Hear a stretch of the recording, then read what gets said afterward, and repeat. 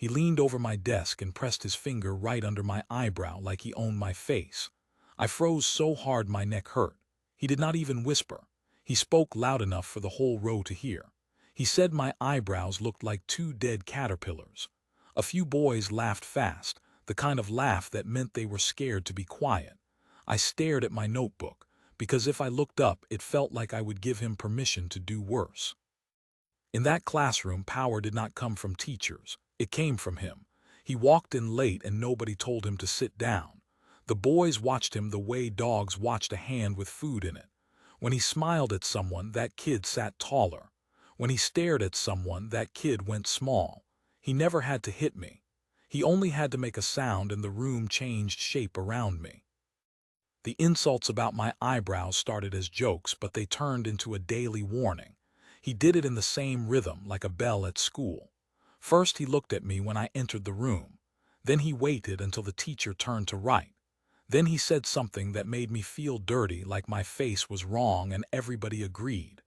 The worst part was the silence after. If nobody defended me, it felt like proof. I learned the classroom social map the hard way. There were the boys who followed him closely, always laughing first. There were the boys who stayed quiet and tried to look busy. And there was me, the one who became safe to use. When he picked me, the other boys got a break. I could see it in their eyes. They did not hate me. They just needed him to choose someone else. My body started reacting before my mind did. When the door opened and I heard his shoes, my stomach tightened like a knot. My hands went cold. I counted steps in the hallway and tried to guess if he sounded happy or angry. I stopped raising my hand in class because I did not want attention on my face. I stopped eating where people could watch me chew. I started choosing seats based on escape routes, like I needed a plan to survive math. Every day I scanned for danger. I watched his mouth because that was where the next week of my life could change. If he was bored, he used me. If he was excited, he used me louder. If he was angry, he spread it like fire. He could turn the whole group with one sentence. He could say my name like it was a joke, and then my name stopped feeling like mine. To understand why I paid him, you need to see what every normal day felt like. It felt like waiting for a punch that never came, but still made you flinch. It felt like the room belonged to someone else, and I was only allowed in it if I stayed quiet. I did not tell teachers because he never did anything big. He only made sure I knew I was not safe. That was why, when he finally stopped leaning on jokes and looked at me like he had made a decision, I listened. He stood by my desk after class, blocking the aisle so I could not leave. His friends stayed close, watching my face. He spoke calm, like a businessman. Then he offered me a deal that sounded impossible. He did not raise his voice when he offered the deal. That was what made it scary. He stood so close I could smell sour milk on his breath, and he talked like we were friends making plans. He said he was hungry. He pointed his chin toward the cafeteria. He told me to buy him pizza at lunch. Then he said, clear and slow, that if I did, he would not mess with me for a whole week. Not one joke, not one comment, not even a look. For a second I thought I heard wrong because it sounded too simple. In my head, I saw two futures. In one, I said no and walked away. He laughed, and by the end of the day, every boy in that class would be calling me Caterpillar Eyebrows again. In the other future, I bought him pizza and maybe I got 7 quiet days. 7 days where I could breathe. My heart beat hard, like my body already knew the answer before I did. I asked how I would even do that. My voice came out thin. He smiled like I had asked a dumb question. He said I would find a way. He said I always had money for something, right? He said he had seen me buy chips before. He said it was just one slice. He said it was easy. His friends watched me like this was a game show. I felt my face burn. I hated that I cared what they thought. I hated that he had turned my lunch into a test. I nodded because nodding was cheaper than fighting. When the lunch bell rang, my hands shook so bad I almost dropped my tray. The cafeteria smelled like grease and wet paper towels. The pizza line moved slow, and every second felt like a spotlight on my back. I kept expecting him to yell my name, to remind everyone what I was doing. He did not. He waited by the milk cooler, leaning with his shoulder against it, calm as if he had done this 100 times. When I reached the front, the cashier asked how many slices. My mouth felt dry. I asked for 2, even though he said 1. I did not want to look cheap. I did not want him to think I was trying to trick him. I slid my money across the counter and felt something in me crack, like I had just paid to be a smaller person. I carried the plate over with my eyes down. He took it from my hands like he was collecting a debt. He did not say thank you. He just bit into it and chewed slow, watching me the whole time. I waited for the next part, the part where he laughed and did it anyway. I waited for him to call me weak in front of everyone. I waited for him to say he lied. Instead, he lifted his hand like he was swearing an oath. He said, 1 week. He said, you were good. He said, do not make it weird. That whole lunch period, he did not insult me once. His friends looked confused like they expected the show. He acted normal for him at least, loud with them, quiet toward me. The silence felt wrong, like the moment after a door slammed when you realize the house was too quiet. The next day I walked into class and my shoulders stayed tense out of habit. I waited for the first comment about my eyebrows. It did not come. He glanced at me, then looked away. He joked with other people. He moved on like I was not there. By Wednesday, I started to believe it. I still flinched when he stood up. I still watched him from the corner of my eye, but nothing happened. No whispers. No boys repeating his words. No laughter when I wrote on the board. It was like the room had been given permission to forget me. On Friday, when the week ended, I should have felt free. Instead, I felt a new kind of fear, because now I knew peace had a price. I sat at my desk and listened for his footsteps, already wondering what he would want next. If one pizza could buy one calm week, what else could? The next Friday, he did not even have to threaten me. He just stood near my desk after the last bell like it was our meeting spot. His friends drifted away and let it happen. Nobody stared anymore. It already felt normal, like I had been doing it all year. I hated that I walked up to him first. I asked him what he wanted for next week. I said it low, but my voice still sounded loud in my own ears. My stomach clenched, waiting for him to change the rules, waiting for him to say the price had gone up. He smiled like he had trained me. He said hot fries, the small bag from the vending machine.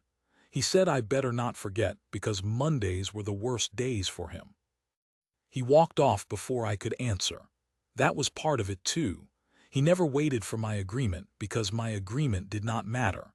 I stood there holding my backpack straps so tight my fingers hurt, already thinking about where I could get the money without questions. By now it was not one deal, it was a routine. My weeks stopped being weeks. They became a countdown. Monday was the test. Tuesday was relief. Wednesday was me trying not to get comfortable. Thursday was fear again because the week was almost over.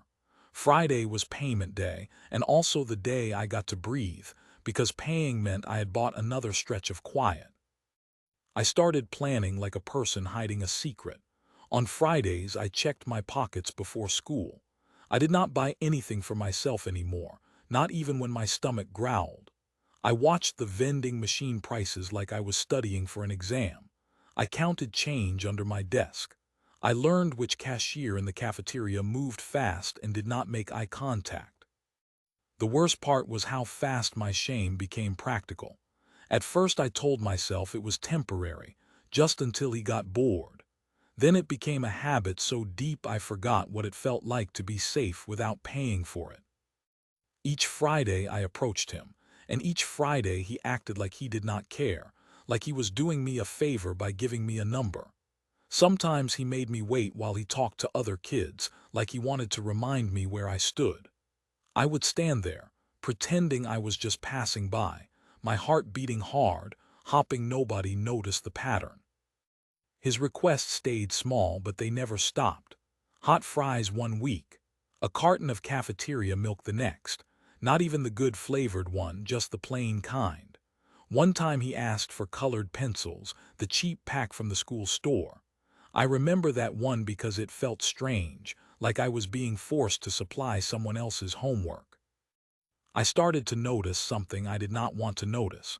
He never asked for a big thing. He never asked for a new phone or expensive shoes. It was always food that could disappear in minutes or supplies that teachers expected you to have. Small things that were easy for an adult to overlook. That made it worse in a different way. If it had been a big demand, I could have told myself he was just cruel. But the smallness made it feel like need, like hunger, like a kid trying to keep his life from falling apart, one bag of chips at a time. Still, he used it like a weapon. If I forgot, he made sure my whole day went bad. He did not hit me. He did not even have to call me names out loud. He would just start looking at me again, that slow stare that made other boys shift and smile in a nervous way. Then a whisper would start. Then a laugh. Then my eyebrows were a joke again. So I never forgot. I learned to ask early before he could get angry. I learned to keep the trade quiet because if teachers knew, they would call it extortion, and then he would punish me for snitching. I learned to swallow the feeling that I was paying for my own silence, paying to be ignored. After a while, the calm weeks felt almost fake, like a borrowed life I had rented. Sometimes he even nodded at me in the hallway, like we had an understanding. That was when I felt the most confused, because a small part of me wanted to believe it meant we were not enemies anymore. But enemies did not send invoices. I kept thinking the system would run forever, because middle school felt endless when you were trapped inside it. I did not realize how fragile our routine was. But routines break when a new school year starts.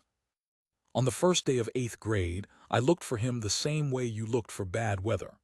I checked the hallway as soon as I stepped inside, already counting how many days had passed since the last Friday trade. My mouth tasted dry.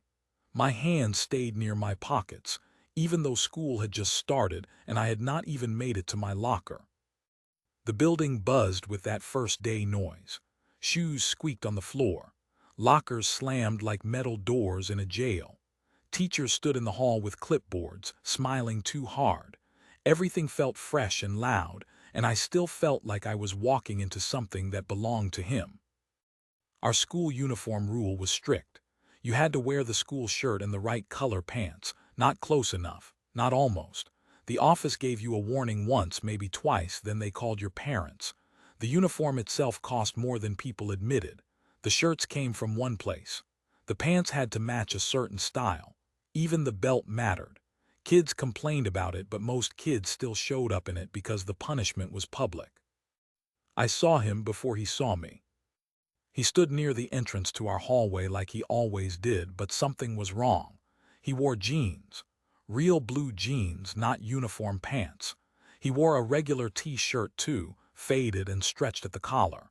In a sea of matching school colors, he looked like a mistake that everyone could see. At first I thought he did it on purpose. I thought it was some new way to show he did not follow rules. My stomach tightened anyway, because if he could ignore the uniform rule, then he could ignore every other rule too. Then I noticed his face. He did not look proud. He looked stiff, like he had been holding his breath for a long time. His eyes kept moving, not like he was searching for friends, but like he was searching for exits. When a teacher walked toward him, his shoulders rose. The teacher stopped right in front of him. She looked him up and down, slow and tired, like she had done this all morning. She said his name. She asked where his uniform was. Her voice stayed flat, like she did not care about his reasons. He tried to joke. I could tell he tried because his mouth moved into a half smile that did not reach his eyes. He said something I could not hear. The teacher did not laugh. She pointed toward the main office. The hallway went quiet in a way that felt dangerous.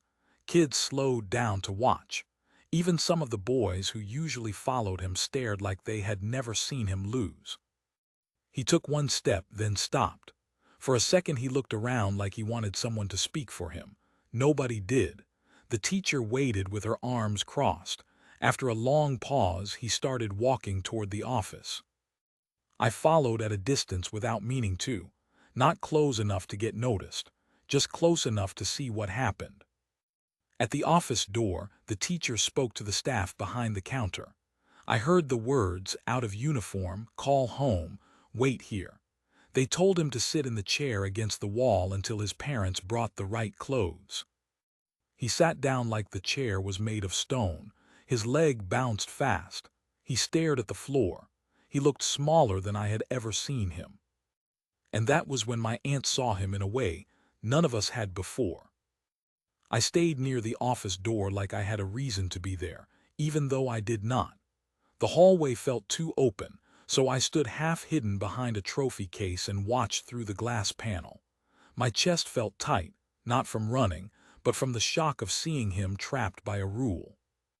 Inside the office, the air looked different. The lights were harsher.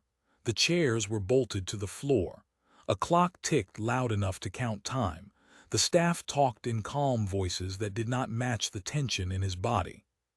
He sat in the chair against the wall, still in jeans, still in that faded shirt. His knee bounced like it was trying to break free. He kept rubbing his palms on his thighs, then wiping them again like his hands were dirty. Every few seconds he glanced at the front counter and then away fast, like he did not want to be seen needing anything. I felt something ugly rise in me at first, a small, secret satisfaction. He had made me small for so long. Now he looked small. For one moment I thought, good, let him feel it. Then the feeling changed. Because he did not act like a kid who got caught breaking rules. He acted like a kid waiting for something bad to happen. His jaw stayed tight. His eyes looked shiny, but he kept blinking hard like he could force the water back in. He did not even try to joke with the boys who walked past the door and peeked in. He did not put on a show. This was the first time I saw him, without the crowd behind him. Without his friends, he did not seem loud. He seemed thin. I noticed little things I had never noticed when he was standing over me. His shoes looked worn at the toes. His shirt looked like it had been washed too many times. His backpack zipper had a safety pin holding it closed. The office staff called his home. I heard a phone ring, then a pause, then the staff member's polite voice turning flat. She repeated the school name. She repeated the uniform policy. She said he needed a parent to bring proper clothes. She said he had to wait there. When she hung up, she did not look at him. She wrote something down and moved on like he was paperwork. He stared at the floor harder after that, like the tiles held answers. That was when my aunt walked in. She came to the school sometimes if my mom could not, usually with my lunch or a few dollars if I forgot money. She was the kind of adult who moved fast, like the world did not have time to waste. She carried a small bag and an envelope.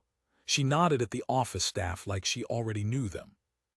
I turned my head away for a second, hoping she would not notice me watching, because I did not want to explain why I hovered near the office like a ghost.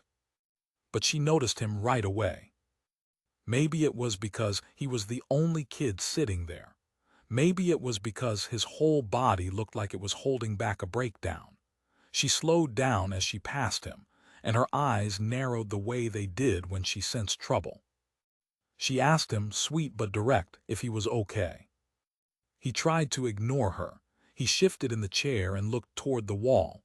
His leg bounced faster. He swallowed like he was trying to force words down. My aunt did not walk away. She stayed there quiet for a moment, giving him space. Then she asked again, what happened? He shook his head once, small. He kept his face turned away, but his shoulders moved like something inside him was shaking. His hands gripped his knees so hard his knuckles went pale. I felt my stomach twist. I did not want to care. I told myself he did not deserve kindness, but I could not stop watching, because something about this moment felt like looking behind a curtain I had never been allowed to touch. My aunt lowered herself into the chair next to him like she belonged there. She spoke even softer, like she was talking to a scared animal. He took a breath that sounded broken. Then he started to cry. His crying stayed small at first, like he tried to keep it inside his throat. He turned his face toward the wall and pressed his lips together, but the sound still came out. It was not loud. It was the kind of crying you did when you were ashamed of crying. My aunt did not touch him right away. She just sat there and waited until he could breathe again. The office staff kept typing and answering phones like nothing was happening. That made the moment feel even worse, because his pain looked invisible to everyone except her. He wiped his eyes fast with the back of his hand and tried to sit up straight. He muttered that he was fine. His voice shook when he said it. My aunt asked him why he was sitting there and what the office told him. He hesitated like every word cost him something. Then he said it.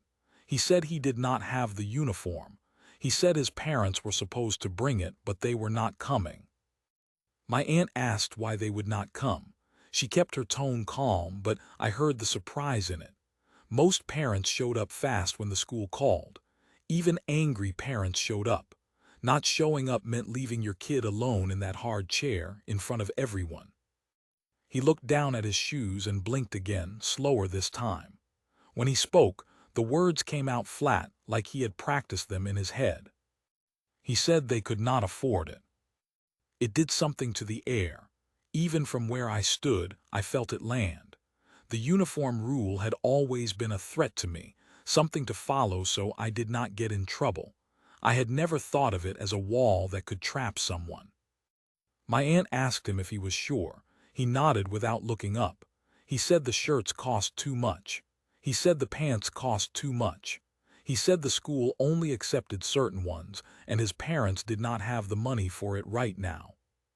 Then his voice got smaller, and he added the part that made his eyes go wet again. He said his parents did not want to come to the school because they did not want to deal with it. He did not say they did not care. He said they did not want to deal with it, like the shame was heavier than the problem itself. I watched him talk and my mind started pulling my old memories apart. The hot fries, the milk, the pencils, the way he always wanted something small but constant, the way he said Mondays were the worst. At the time, I thought it was just control. Now it sounded like a kid who counted on food and supplies because nobody else did. That realization made my stomach turn because it did not erase what he had done to me. It just changed the shape of it. It made it harder to hate him in a clean way. My aunt went quiet for a moment, the way she did when she was making a decision. She glanced at the office staff, then back at him. She asked him if he had any uniform clothes at home at all. He shook his head. He wiped his cheek again and stared at the floor like he expected her to judge him too. She did not. She told him to look at her. He lifted his eyes for half a second, then dropped them again. She spoke low so the staff could not hear.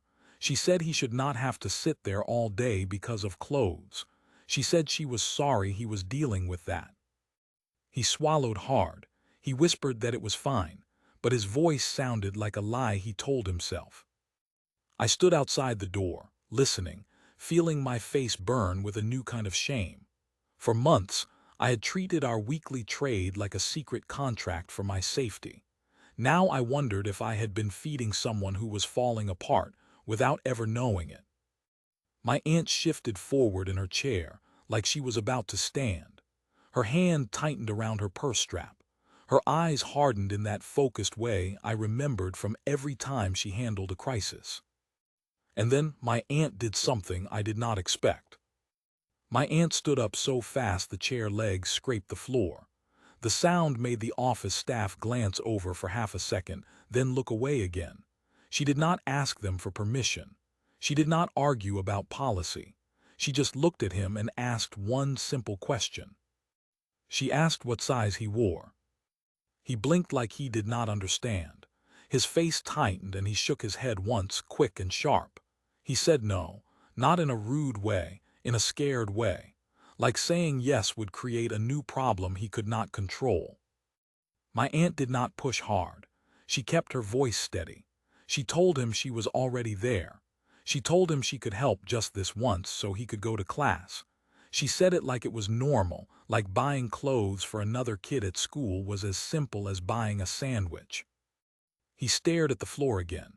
His shoulders rose and fell, and I saw him trying to decide which kind of pain was worse.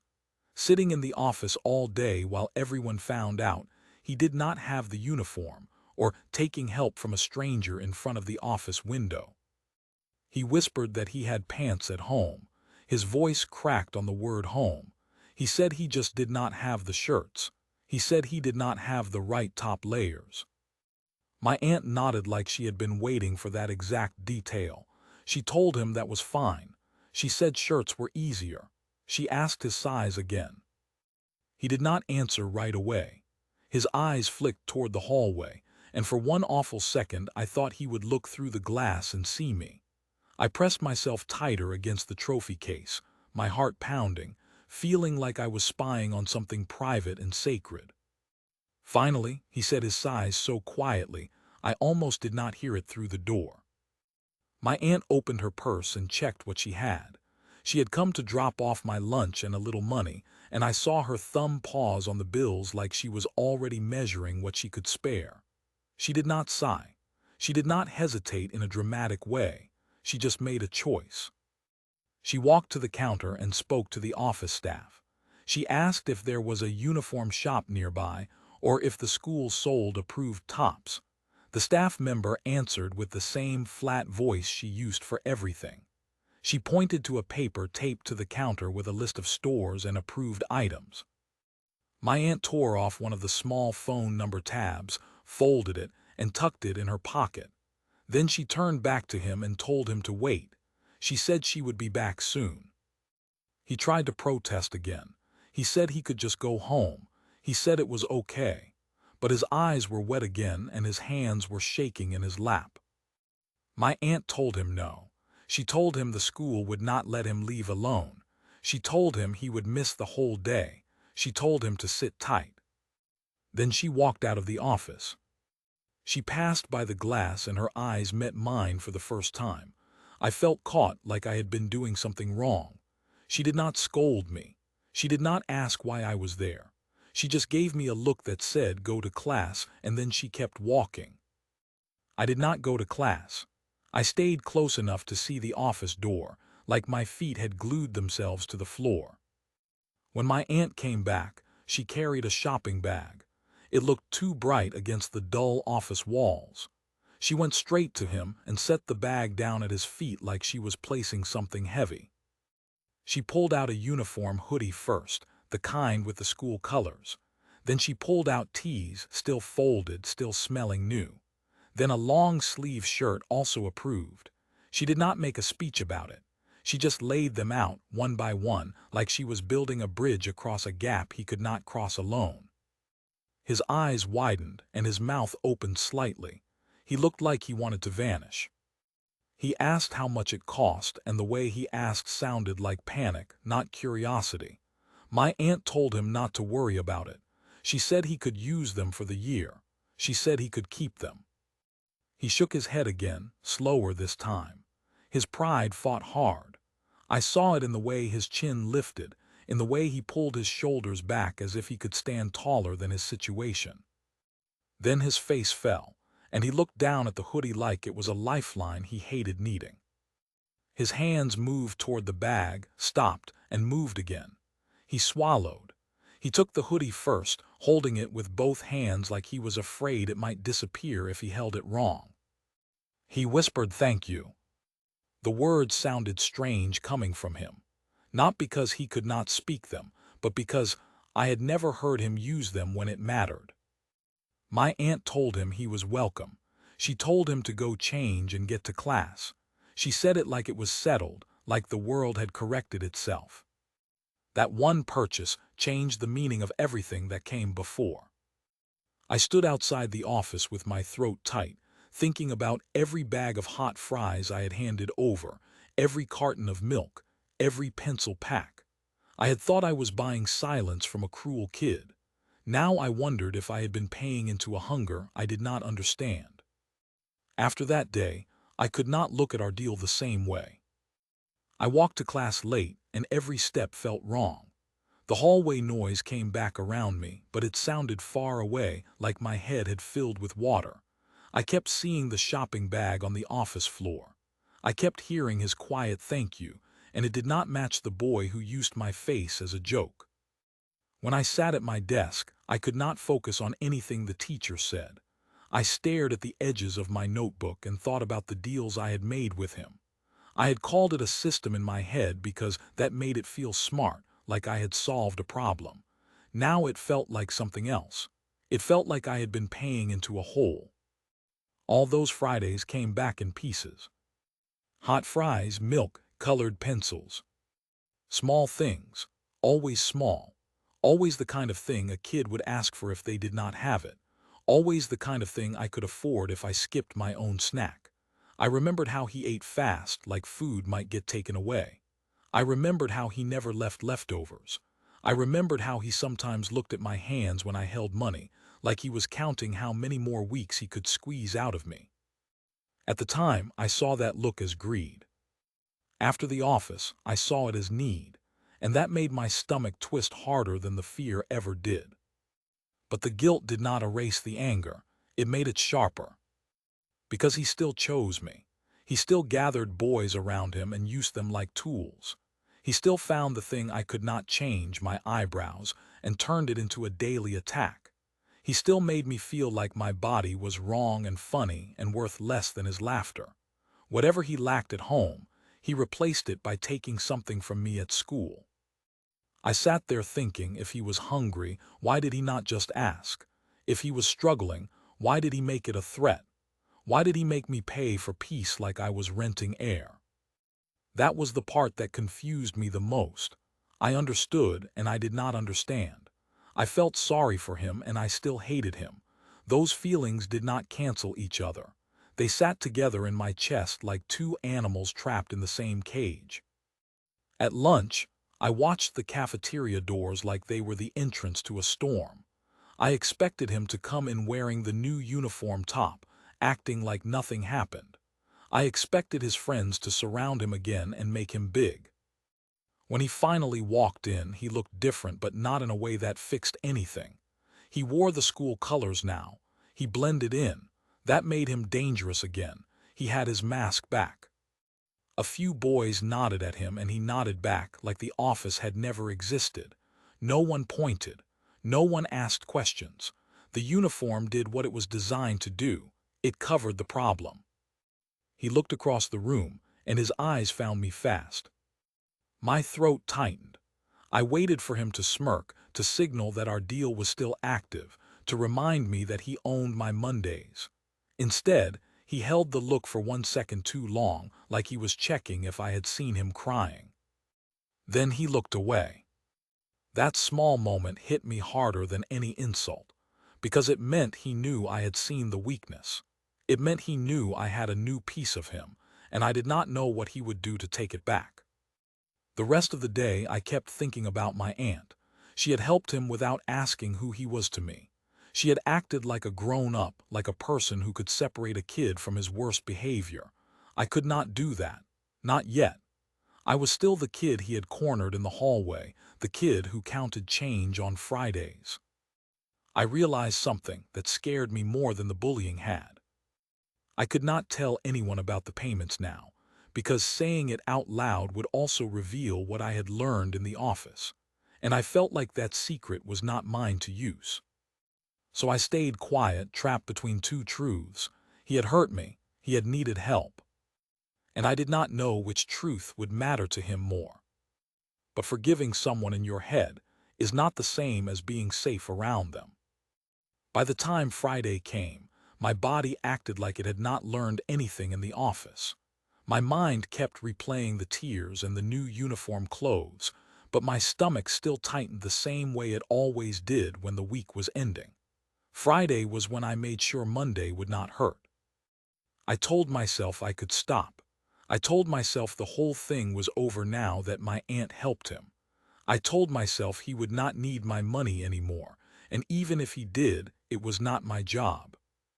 But I also remembered what happened when I did not play along. I remembered his voice getting loud in class. I remembered the boys around him laughing on command. I remembered how a small comment about my eyebrows could turn into a full day of people staring at my face like it was a problem to solve. So I carried the old fear and the new knowledge at the same time, and it felt like walking with weights on both ankles. So far the facts were simple. I paid, he stopped, and then I learned why he might have asked. The first time he asked for pizza, it sounded almost like a joke, like he was testing how far he could push me. He said, "Buy me pizza and I will leave you alone for a week." I bought it because I did not know any other way to survive the next 5 days. And when he kept his promise, my brain treated it like proof. Proof that money worked. Proof that peace had a price. After that, the asks got smaller. Hot fries, chips, cafeteria milk, colored pencils, things that seemed harmless when you held them in your hand, things you could almost pretend were gifts instead of payments. But the harm was never small. Every item came with a reminder that he could turn the bullying back on whenever he wanted. Every item came with the image of him deciding whether I deserved a normal week. I felt like I was buying permission to exist in the classroom without being targeted. That did something to me. It trained me to think safety was something you earned by losing something else. And now, after seeing him in the office, I could not stop asking myself what I had really been paying for.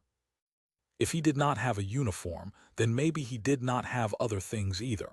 Maybe the milk mattered more than I wanted to admit. Maybe the pencils were not extra. Maybe the hot fries were not just a snack. Maybe he was taking what he could because he was scared there would be nothing waiting at home. That thought made me feel sick because I still remembered the sound of laughter around me when he made his jokes. Need did not force him to pick me. Need did not force him to make a group of boys into his shield. He could have been struggling and still been cruel. Both could be true. That was the part my kid brain could not hold neatly. I wanted him to be simple. A villain, a bully, a bad kid. Or a victim, a sad kid, someone I should feel sorry for. But he did not fit into one label anymore, and that made him harder to predict. At the end of the day, I found myself looking for him the way I always did. Not because I respected him, because my body remembered danger. When I saw him near the lockers, I felt the old urge to ask the question before he asked it. What did he want next week? It came from the same place as flinching when a hand moved too fast. Automatic, protective, humiliating.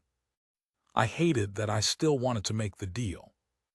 Because making the deal meant I stayed safe. But making the deal also meant I kept feeding the system he built around me. It meant I accepted that he could hurt me, then pause the hurt, then collect payment like it was normal.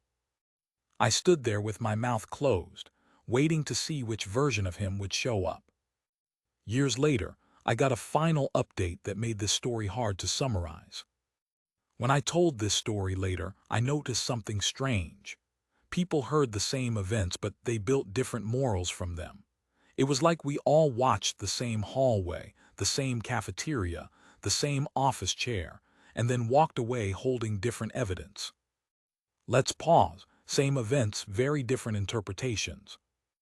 The first camp treated me like I had been doing what any scared kid would have done. In their eyes, I had not been weak. I had been practical. They focused on the part adults sometimes missed, which was how constant bullying felt. It did not happen once. It happened every day with an audience, and the audience mattered. They saw the pizza and the chips and the milk as a tool, not a gift. A way to buy a pause button when no one else offered one. When I thought about it that way, I understood why that argument felt true. In 7th and 8th grade, I did not have power. I did not have status. I did not have a plan that would make him stop if he decided to get worse. I had only one thing that worked, and it worked fast. People in this camp named the fear clearly. They saw how Monday mornings became a countdown. They saw how Fridays became negotiations. They saw how a kid could start treating extortion like routine just to get through the week. They also blamed the system around us. They blamed the boys who followed him because it felt safer than standing alone. They blamed the adults who did not notice until it became an office problem and not a classroom problem. They blamed a school that enforced uniforms like a debt but did not seem to care when a kid could not pay it. In that reading, I did not create the situation. I reacted to it the only way I knew how. The second camp did not talk about fear first. They talked about power. To them, what happened to me sounded like a clean example of a simple crime, just done with cafeteria food instead of cash. They saw it as payment for silence. They saw it as a threat with terms. They believed the bully learned a lesson from it, that hurting someone could earn rewards. They argued that even small payments trained him to keep doing it because it worked. They focused on the pattern more than the items, the weekly routine, the way it became normal. I could not fully reject that point because it matched what I felt back then. Every time I handed something over, I felt smaller. Every time he kept his promise, I felt trapped. The deal did not remove his control. It proved his control. It also made me responsible for maintaining my own safety, like it was my job to keep the bully satisfied. But there was a detail that camp sometimes skipped over, and it mattered. I was not an adult choosing a bad business decision. I was a kid trying to stop a daily punishment. I did not sit down and think, this would teach him to extort others. I thought, I wanted to survive Monday. I wanted to walk into class and not feel my face burn while everyone laughed. In that way, the extortion argument felt accurate, but it also felt incomplete. It described the shape of what happened, but it did not explain why I did it. The third camp landed in the place that felt most uncomfortable to me, because it forced two truths into the same frame. They believed his home life and money stress might have been real. They believed the uniform incident revealed something important. They believed hunger and shame could twist a kid into acting cruel, but they refused to let that become an excuse. In their eyes, poverty explained the need for pizza or milk or pencils, but it did not justify choosing a target. It did not justify turning my eyebrows into a joke. It did not justify building a crowd around himself and using the crowd to isolate me. They pointed out something I tried not to admit at the time. Even if he needed help, he still aimed his pain outward. This camp also talked about boundaries, which was not a word I used as a kid, but I understood the feeling of it. They believed I could feel empathy and still admit I was harmed. They believed I could recognize his struggle and still name what he did as bullying. They believed compassion did not require me to pretend it was not extortion. That was the part that changed how I remembered everything, because it matched how my chest felt after the office day. I did not suddenly become his friend. I did not suddenly feel safe. I just lost the simple story where he was only a monster and I was only a victim. The truth became messy. It became human, and humans were harder to predict than villains. When I held those three interpretations together, I realized why I stayed quiet for so long. If I told the story one way, I sounded like a kid who let someone rob him. If I told it another way, I sounded like I was accusing a struggling kid of being evil. If I told it the third way, I had to admit something that scared me the most. I had to admit that someone could be hurting and still hurt me on purpose. And I had to live with the fact that I had fed the pattern because I had been afraid.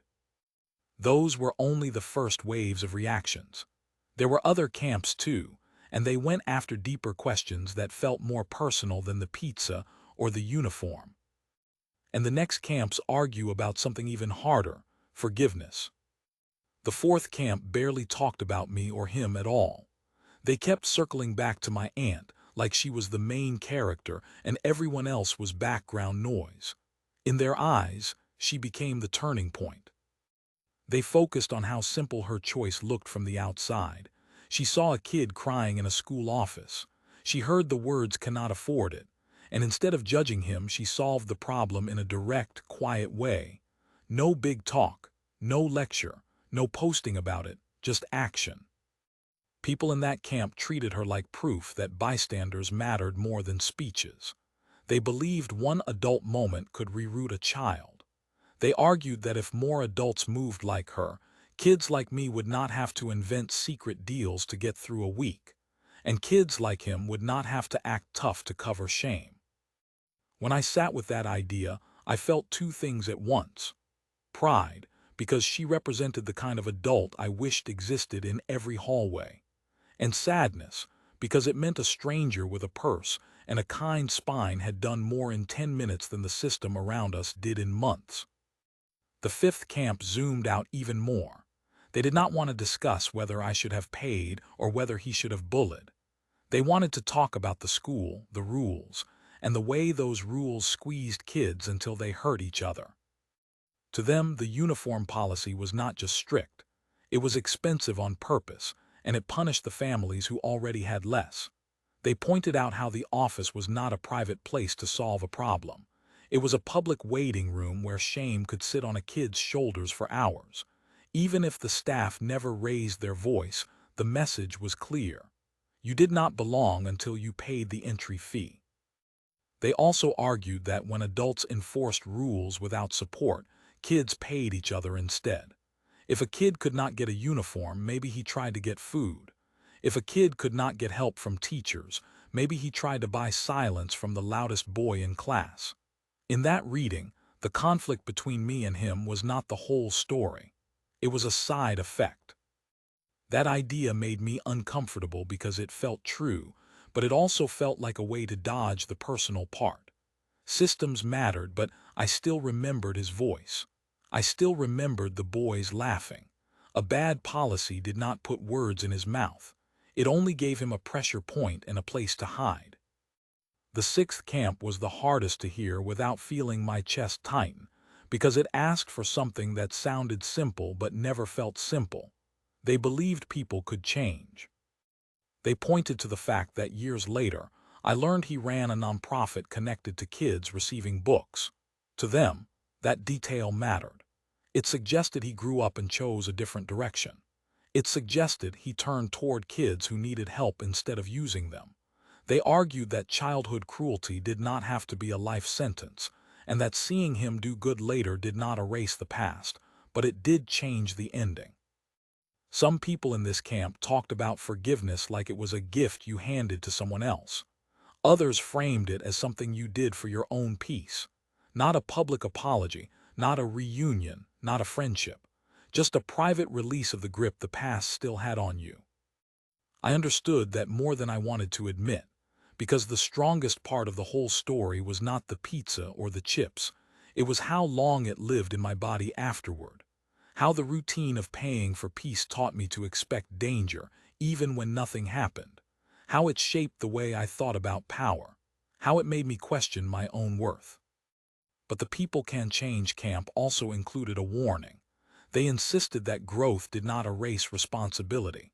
They did not want a clean redemption where the bully became a good adult, and therefore the kid he hurt should just smile and move on. They wanted both to be true. He could become better, and what he did still mattered. He could help kids later, and I could still carry scars from being targeted. That was where their argument got sharp. They asked whether I wanted justice or closure. They asked whether I wanted him punished forever or whether I wanted my own story to stop revolving around him. When I thought about it, I realized the reason this story stayed with me was because it never ended cleanly. There was no big confrontation. There was no apology scene. There was only a kid in an office, a shopping bag, and a new understanding that landed in my head like a stone. The camps did not agree with each other, but they all touched the same nerve. They all wrestled with the same uncomfortable math. On one side, there was what he did to me. The insults, the isolation, the deal that made me pay to be left alone, the way he turned my face into a target and my classmates into an audience. On the other side, there was what I learned about him.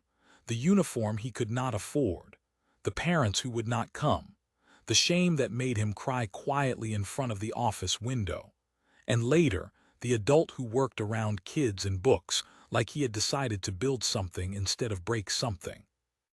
I never liked the idea that I had to choose one side and pretend the other did not exist. If I focused only on his pain, I erased mine. If I focused only on my pain, I missed the truth that changed the meaning of everything. That was why the debate never felt settled in my mind, even years later. It was not a simple story of good and bad. It was a story about kids trapped in roles they did not fully understand, acting out their fear in different directions. And it left me with one question I could not answer quickly. So what should matter more in the end? What he did to me, or who he became later? 13 years passed before I learned anything new about him, and by then I had almost convinced myself it was safer to keep him as a fixed character in my memory. The bully, the loud voice, the kid who made my face feel like a joke. But life did not keep him frozen there. I found out in a normal way, which somehow made it hit harder. A name I recognized, a photo that looked familiar in the eyes, even with the adult face around it. A short article shared online about a local nonprofit. It mentioned kids. It mentioned books. It mentioned getting reading materials into homes that did not have them. It framed the work as simple and practical, like the goal was to remove one small barrier at a time. I stared at the screen for a long time, waiting for my brain to reject it. My first reaction was not warmth. It was suspicion. I looked for signs it was fake. I looked for signs he was still the same person, just wearing a different uniform. I wondered if it was a performance. Then I saw more details, more posts, more photos from events, more evidence of time and effort. He stood beside boxes of books with other volunteers. He smiled in a way that did not feel sharp. He looked tired in a familiar way, but not cruel. And I felt something I did not expect. Relief. Not because what happened to me stopped mattering, but because it meant the story did not end with him growing into the kind of adult who enjoyed hurting people. The part of me that had been a kid in a hallway needed to know that. It needed proof that cruelty was not destiny. I never got an apology, not in person, not in a message, not in any dramatic moment where he looked me in the eyes and said he was sorry for what he did. There was no clean scene that tied it all together. What I got instead was a quiet update that forced me to accept complexity. I thought about the office again, the uniform he did not have, the way his pride fought my aunt's kindness, the way he had whispered thank you like it hurt to say it. I thought about all the little items he asked for and how childish and ordinary they looked in my hands. I thought about how big the emotional cost had been for me anyway. Then I thought about the nonprofit and the books. Books were not pizza. Books were not chips. Books were not the quick comfort of a snack in a loud cafeteria.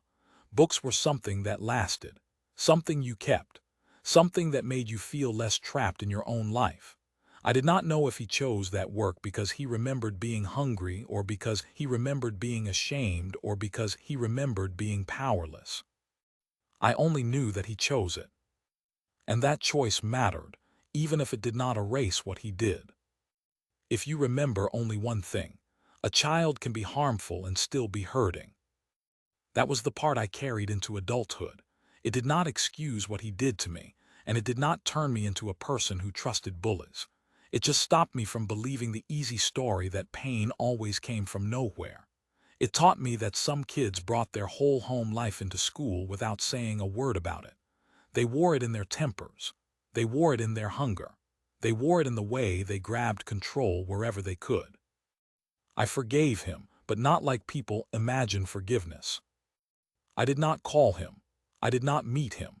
I did not tell him that he had been the reason I checked my face in mirrors for years. I did not ask him to explain. I did not need him to confirm the details for me. I forgave him in my own head, in a private way, because I did not want to keep carrying him like a weight. I forgave him because the adult version of me could finally see the whole shape of it. A kid who hurt others to hide his own fear. A kid who used to deal to secure food and supplies. A kid who learned the wrong lessons early and maybe unlearned them later. And I also forgave the kid version of me. I stopped calling myself weak for paying. I stopped replaying every Friday like it was evidence that I failed some test. I reminded myself I had been trying to stay safe in a place where safety was not offered freely. I did what I could with what I had. But I still do not know what this story should be labeled as. Was it bullying, plain and simple, with a sad backstory behind it? Or was it a kind of survival that came out sideways and hurt the wrong person?